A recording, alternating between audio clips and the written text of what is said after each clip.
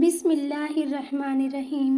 एक हिंदू साधु शख्स आग की पूजा करता था। वैसे भी हिंदू मजहब के अंदर आग की पूजा की जाती है और इनके ज़्यादातर जो फिरके के लोग हैं वो आग की पूजा करते हैं। अब ये हिंदू साधु एक जगह पर बैठा था तो यहाँ से एक मुसलमान शख्स गुजर रहा था। इसने सोचा कि आज इस हिंदू साधु का इम्तिहान लेता हूँ, देखता हूँ कि क्या ये बंदा इस इम्तिहान में कामयाब हो पाता है या नहीं। ये शख्स हिंदू के पास चला गया और आकर हिंदू साधु से कहने लगा कि जनाब आप क्या कर रहे हैं। हिंदू साधु कहने लगा कि मैं अपने अमल के अंदर मसरूफ हूँ, आपको क्या चाहिए। ये बंदा कहने लगा कि आप मेरा ये काम कर देंगे। साधु ने कहा कि क्यों नहीं, मैं अभी तुम्हारा काम कर दूंगा। इसने कहा कि मुझे आग चाहिए। हिंदू साधु ने कहा कि क्या तुम्हें यहाँ पर आग जलती हुई नजर आ रही है? अगर जल रही होती तो मैं तुम्हें दे देता, इसलिए मेरे पास कोई आग वाग नहीं है, तुम यहाँ से चले जाओ। इसी शख्स ने दोबारा साधु से कहा कि मुझे जरा सी आग दे दीजिए। साधु ने कहा कि मैंने तुमसे पहले भी कहा है मेरे पास आग नहीं है और ना ही यहाँ पर जल रही है, तुम यहाँ से चले जाओ। इस बार साधु का लहजा बहुत अजीब था। फिर इस शख्स ने कहा कि आप मुझसे झूठ क्यों बोल रहे हैं, देखिए वो सामने आग तो जल रही है, मुझे कुछ ही आग दे दीजिए, मैं लेकर चला जाऊंगा। मेरा मकसद आपको तंग करने का नहीं है, बस मेरा काम तो आग लेना है, बस आप मुझे आग दे दीजिए। साधु ने दोबारा इस शख्स से गजबनाक होकर कहा कि मुझे तो आग कहीं पर दिखाई नहीं दे रही है और तुम ऊपर से कह रहे हो सामने आग जल रही है।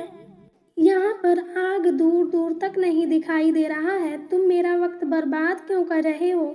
लिहाजा तुम यहाँ से चले जाओ वरना मैं तुम्हें नुकसान पहुँचा दूंगा।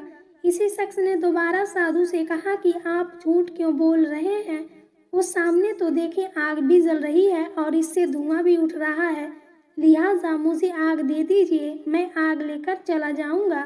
साधु इससे कहने लगा कि पता नहीं तुम कैसे शख्स हो, मैं कहता हूँ कि आग नहीं है और तुम कहते हो कि सामने आग जल रही है और तुम मानते भी नहीं हो। अब मैं तुम्हें कैसे बताऊँ, यहाँ पर आग बिल्कुल नहीं है। ये साधु से कहने लगा कि आप मुझे ऐसे टालने की बातें कर रहे हैं जबकि आग भी जल रही है और धुआं भी उठ रहा है। आप मुझे आग देंगे तो मैं यहाँ से जाऊँगा वरना मैं यहाँ से नहीं जाऊँगा। मेरा मकसद आपसे आग लेकर ही जाना है, ना कि खाली हाथ जाना। साधु ने जैसे इसकी यह बात सुनी इससे गुस्सा होने लगा। इसके साथ ही एक लकड़ी रखी हुई थी, उसने लकड़ी उठाई और इस आदमी को मारने के लिए उठा और वह साधु उसे मारने लगा।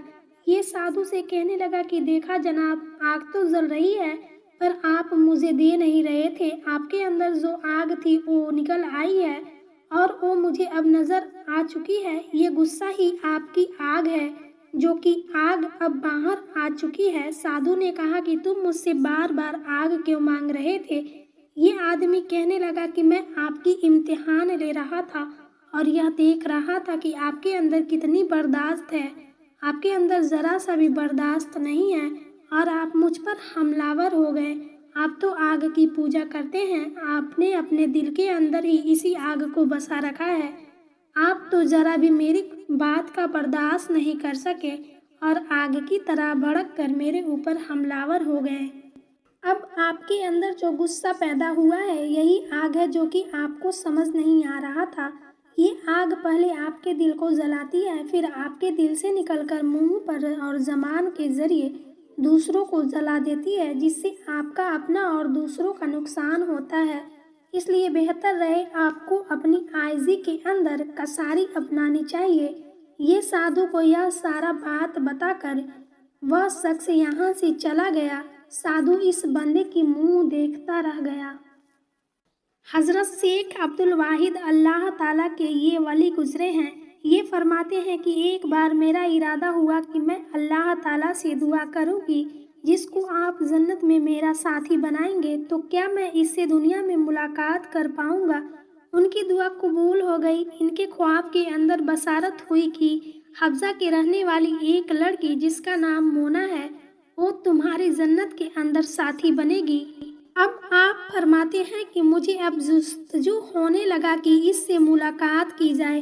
फिर आप रहमतुल्लाह अलैहिस्सलाम इस बस्ती की तरफ चल पड़े जहाँ पर ये रहती थी। कुछ देर बाद आप वहाँ पर पहुँच जाते हैं और लोगों से पता करते हैं ये कहाँ रहती है।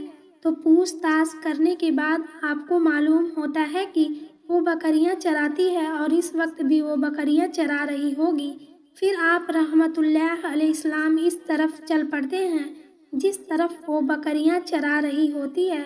फिर आप रहमतुल्लाह अलैहिस्सलाम कुछ देर में बस्ती से बाहर निकल आते हैं। अब आप इस जगह पर पहुंचते हैं जहां पर वो बकरियां चरा रही होती है। आप यहाँ पर आकर देखते हैं कि सारी की सारी बकरियां एक ही जगह पर चल रही हैं और ये इधर उधर भागती तक नहीं है, जैसे ये तरीके से खड़ी हुई हैं। फिर आपने देखा कि एक औरत दरख्त के नीचे नमाज अदा कर रही होती है। जब आप उस ओर देखते हैं जिस जगह पर बकरियां चल रही होती हैं, इसके साथ ही किनारे पर भेड़िए बैठे होते हैं और इन भेड़ियों की वजह से बकरियां एक ही जगह पर चल रही होती हैं और इसलिए भागने का नामो निशान नहीं ले रही होती हैं। और ये औरत नमाज में मसरूफ़ थी। इसने जैसे ही नमाज को मुकम्मल की और फिर इसने सलाम फेरा, इसकी नज़र आप पर पड़ी तो यह आपसे फरमाने लगी कि ऐ अब्दुल वाहिद रहमतुल्लाह अलैहिस्सलाम, अल्लाह ताला ने मुलाकात की वादा जन्नत बताई है, इसलिए आप दुनिया में मुझसे कैसे मिलने के लिए आ गए। आप फरमाने लगे कि मैंने अल्लाह पाक से दुआ मांगी थी कि जन्नत में आप मुझे जिसका साथी बनाएंगे, क्या इससे मेरी मुलाकात इस दुनिया में हो पाएगी। तो मेरे रब ने मेरी दुआ कबूल कर ली और मुझे आपकी बसारत हुई है, इसलिए मैं आपसे मिलने के लिए चला आया। पर मैं इस बात पर हैरान हूँ कि जब आप नमाज पढ़ रही थी तो बकरियाँ अपनी जगह पर तरतीब के साथ घास चर रही थी और इन बकरियों के साथ भेड़िए भी बैठे हुए थे जो इन बकरियों को बिल्कुल भी परेशान नहीं कर रहे थे। लेकिन जो भेड़िए होते हैं वह बकरियों को देखते ही इन पर टूट पड़ते हैं। लेकिन यहाँ पर तो सारा मामला ही उलट है और मैं यह मंजर देखकर बहुत ही हैरान हूँ। इस औरत ने आपकी सारी बातों को सुना और सुनने के बाद आपसे कहने लगी कि ऐ अब्दुल वाहिद, जब से मेरी बात अल्लाह पाक से सुलह हुई है तब से इन भेड़ियों ने भी मेरी बकरियों के साथ सुलह कर लिया है। कुरान पाक की एक आयत है जिसका तर्जुमा कुछ यूँ है कि ऐ बंदो, तुम मुझसे सुलह कर लो, मैं मखलूक की तुम्हारे साथ सुलह कर लूँगा। इससे यह मालूम होता है कि इंसान कैसा भी हो, लेकिन जब अल्लाह पाक की तरफ रजू कर ले तो अल्लाह पाक उस इंसान की तरफ रजू कर लेते हैं और इस इंसान की हिफाजत का जिम्मा अल्लाह ताला खुद उठा लेते हैं। ऐसी ही प्यारी प्यारी वीडियो देखने के लिए हमारे चैनल को सब्सक्राइब कर ले और इस वीडियो को लाइक करना ना भूलें। इंशाअल्लाह मिलते हैं अगली वीडियो के साथ। अल्लाह हाफिज़।